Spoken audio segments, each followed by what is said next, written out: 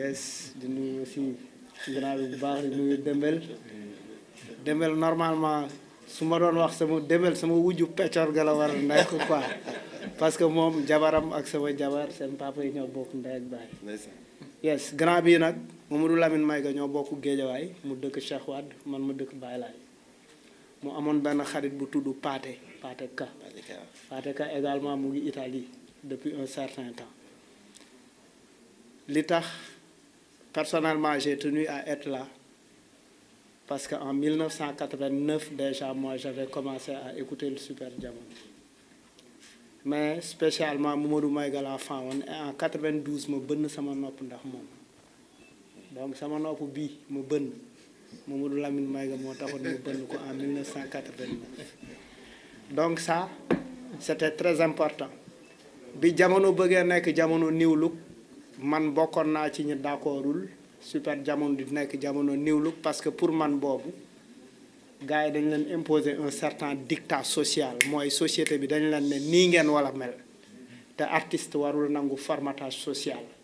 mais boobu pression bi bëri na gars yi attanuñu jabu Super Jamono après ils sont passés à new look mais li ma neexoon ci Mayga mooy déjà il avait une belle voix et il apportait toujours une touche particulière dans le répertoire du Super Jamono et je l'aimais énormément bi mu génnee Super Jamono également man dama doon ñafe di jógee Géejawaay di jëlee car rapide marché bees di ko seeti ba Gueule Tapée di ko seeti Gueule Tapée côté lumière bleue di ko fekk benn gaale mer waaw benn gaal fekk naa ko fa ñafe sax ba créer fans club Super Jamono parce que bi mu génnee Super Jamono rumeur yi dafa bëri woon dàq nañ Mayga et cetera moi j'en souffrais et par revanche j'ai voulu créer le fans club Mamadou Lamine Mayga et je me rappelle mu honoré ma benn timis seet si ma suñu kër Géejawaay ma jëlee ko Gueule Tapée ànd ak moom boobu c'était très difficile ñu jël car rapide wàcc marché bu bees dox Baye Laye dugg ci biir koñ bi ma koy won gaa yëpp di wane ni man indi naa Mayga ci koñ bi quoi c'était une grosse fierté pour moi c'est très important et après quand j'ai appris que dem na Italie ma déglu ay interview am l'interview que j'ai aimé c'est quand il a osé parler de son passé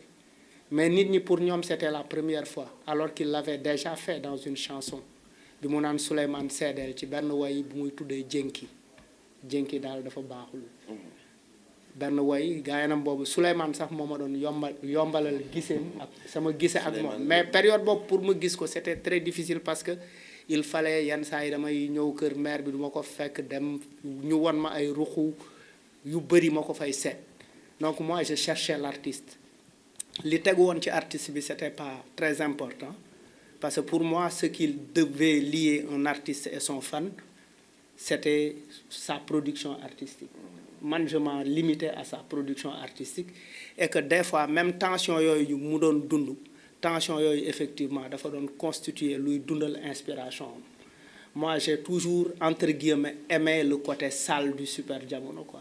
c'est pourquoi quand le Super Jamono était devenu très très propre j'ai pas aimé ça parce que quand pour man c'était devenu très normal c'était devenu ça répondait à une certaine logique sociale quoi société bi dafa amoon lu mu bëggoon imposer